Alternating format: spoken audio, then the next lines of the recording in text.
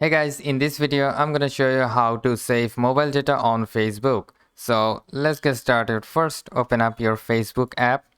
Then click on the menu icon or three dots on top right corner here. Then scroll it down to settings and privacy. Then click on settings.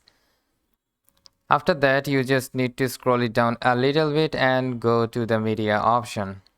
In the media, you will see data saver.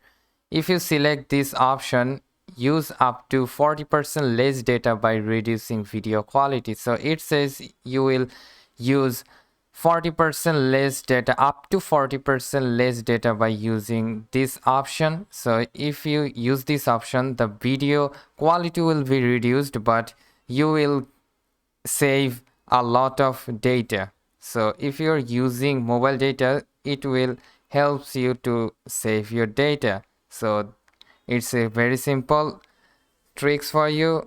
If this video helps you guys, please make sure to like, share and subscribe. Thank you guys.